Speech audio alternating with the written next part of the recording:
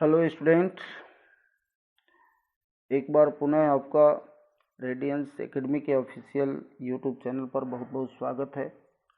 Student, आज हम class 9th के बच्चों के लिए उनके हिंदी के बुक क्षितिज के काव्यखंड को लेकर के आ रहे हैं, जिसमें पहले पाठ के रूप में उन्हें कबीरदास जी को पढ़ना है। तो स्टूडेंट्स, मैं आपको कबीरदास जी के बारे में बताना चाहूँगा कि कबीरदास जी निर्गुण भक्ति शाखा के बहुत ही प्रमुख कवि थे और उनके गुरु का नाम श्री रामानंद जी था। उनका पालन पोषण नीरू और नीमा नामक जुलाहे के यहाँ हुआ था। जन्म के बारे में बहुत ही मतभेद है, लेकिन फिर भी ये माना जाता है कि लगभग 1395 ईस्वी के आसपास इनका जन्म हुआ और 1500 के आसपास इनकी मृत्यु हुई। ये सदुकड़ी भाषा का प्रयोग करते थे और घूम घूम कर लोगों को उपदेश दिया करते थे।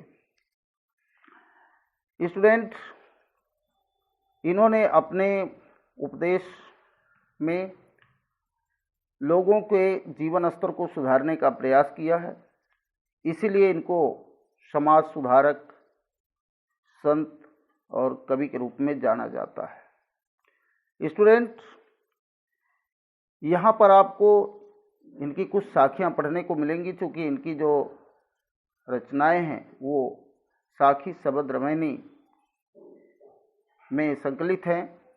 और ये जो कुछ साखियाँ आप लोगों को पढ़ने को मिल रही हैं, इसमें इन साखियों के माध्यम से आप देखेंगे कि उन्होंने समाज को एकजुट होकर एक ईश्वर को मानते हुए एक मार्ग पर चलने का और नेक मार्ग पर चलने का उपदेश दिया है। साखिया का मतलब स्टूडेंट्स साक्षी होता है, जिसका मतलब होता है गवाह। और अब चूंकि कई साखी इसमें है, इसलिए इसको बहुवचन कर दिया गया, साखियां कह दिया गया। तो आइए हम लोग इनकी साखियों के अर्थ को देखते हैं। पहली साखी है, मान सरोवर सुघर जल हंसा केल कराही, मुक्ता फल मुक्ता चुगे अब उड़ी अनंत न जाई। कबीरदास जी कह रहे हैं कि ऐसा लग रहा है जैसे मान सरोवर रूपी तालाब के सुघर जल में, सुंदर जल में हंसों का जोड़ा कौतुक कर रहा हो, मुक्त हो करके क्रीड़ा कर रहा हो और वो मुक्ता फल को चुग रहा हो, इसलिए अब वो यहाँ से उड़कर और कहीं नहीं जाना चाहता। अर्थात उन्होंने लोगों को ये संदेश दिया है कि ये जो भवसागर रूपी संसार है, ये मानव यहाँ पर आकर के इसके मोह माया के जंजाल में फंस गया है और इस मोह माया के जंजाल में फंसकर वो अपने जीवन को आगे बढ़ाता जा रहा है और भी फंसाता जा रहा है, और इसीलिए वो मानता है कि यहाँ बहुत सुख है और वो कहीं पर और अन्यत्र नहीं जाना चाहता। अर्थात ईश्वर के बारे में विचार नहीं करना चाहता, वो ईश्वर को भूल बैठा है। इसलिए मोह माया को त्याग कर, भव बंधन से निकलकर ईश्वर की साधना करो। यही यहाँ पर कबीरदास जी का लोगों को संदेश है।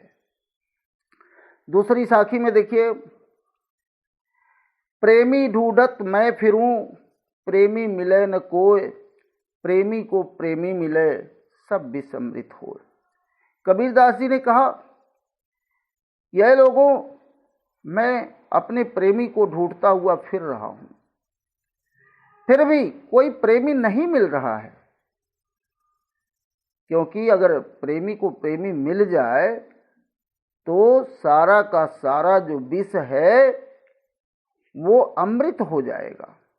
अर्थात कहने का मतलब उनको है कि मैं ईश्वर को ढूंढ रहा हूं, क्योंकि ईश्वर मेरा प्रेमी है और उस ईश्वर को मैं ढूंढ रहा हूँ, लेकिन मुझे ईश्वर की अभी तक प्राप्ति नहीं हो पा रही है। और अगर मुझे ईश्वर की प्राप्ति हो गई तो जो भी ईर्ष्या, द्वेष, भय, मोह, माया, ये सारी चीजें हैं विष रूपी, ये सब बदल करके अमृत रूप में हो जाएंगी, अर्थात अच्छाइयों में बदल जाएंगी अगर हमें ईश्वर की प्राप्ति हो गई तो। और अगर हम निश्चित रूप से अपने प्रेमी को ढूंढते रहेंगे तो एक न एक दिन अवश्य प्राप्त कर लेंगे। अगली साखी में उन्होंने कहा, हस्ती चढ़ी ज्ञान को सहज गुलीचा डार, स्वर्ण रूप संसार है भूकन दे झकमार। कबीरदास जी कहते हैं कि आप ज्ञान रूपी हाथी पर चढ़िए और उस पर अपने सहजता का गुलीचा डाले रहिए, यानी आपको सहजता होनी चाहिए, ज्ञान का घमंड कभी नहीं होना चाहिए, ज्ञान का कभी घमंड नहीं करनी चाहिए। और स्वर्ण रूप संसार है भूखन दे झकमार, आप अपने ज्ञान पर कायम रहिए और अपने रास्ते पर चलते रहिए। ये संसार कुत्ते के समान होता है, ये कुछ देर तक भूखेगा और फिर चुप हो जाएगा, अर्थात हमें अपनी साधना में लीन रहना चाहिए, भगवान की साधना में अपने आप को आगे बढ़ाना चाहिए।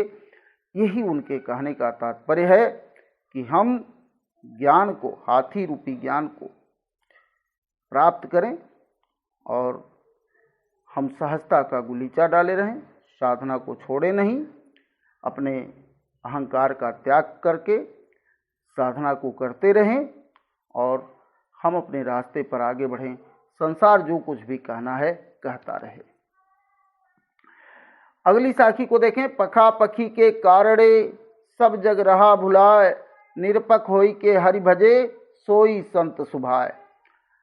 आप पक्ष और विपक्ष के कारण ये देखें कि सारा संसार अज्ञानता में भूल कर बैठा हुआ है, ये कहता ये हमारा है, ये तुम्हारा है, इस चीज में उलझा हुआ पड़ा रह रहा है। अगर कोई निरपेक्ष होकर के हरि को भजता है तो यही सबसे बड़े संत का स्वभाव होता है। इसलिए पक्ष और विपक्ष को छोड़कर और निरपेक्ष तरीके से भगवान की साधना करनी चाहिए। कोई बड़ा छोटा नहीं, किसी का भगवान न तो बड़ा होता है न किसी का भगवान छोटा होता है। अगली साखी में उन्होंने कहा कि हिंदू मुआ राम कही, मुसलमान खुदाई, कहे कबीर सो जीविता धू के निकट न जाई। ऐ लोगों, कबीरदास जी ने कहा समझाते हुए कि ऐ लोगों, हिंदू राम राम कहते हुए मृत्यु को प्राप्त हो जाते हैं और मुसलमान खुदा खुदा कहते हुए मृत्यु को प्राप्त हो जाते हैं। वो अपने आप को अमरत्व की भावना में नहीं ले जाते, यानी भव बंधन से मुक्त नहीं कर पाते अपने आप को। इसलिए ऐ लोगों, आप इन दोनों के निकट मत जाइए, दोनों के झंझट में मत पड़िए, तो ही आप जीवित रहेंगे। देखिए, मैं इस झंझट में नहीं हूं तो मैं अच्छी तरीके से जी रहा हूं और इसी तरह आपको करना चाहिए। दोनों के झंझट में नहीं पड़ना चाहिए। ईश्वर एक है, जिसका भी आप भजन करते हो उन्हें अच्छे से भजें और उनकी साधना में लगें। केवल ये नहीं कि हम उनको मानते तो हैं, लेकिन ईर्ष्या, द्वेष, अहंकार, इन सारी चीज़ों से आप भरे हुए हैं तो इसमें भगवान का वास नहीं हो सकता है। अगली साखी को देखें, काबा फिर काशी भया, राम ही भया रहीम, मोट चून मैदा भया, बैठ कबीरा जी। आप काबा घूम करके और काशी को घूम करके राम और रहीम बने। कोई काबा गया तो कहा मैं रहीम हूं, काशी में गए तो कहा मैं राम हूं।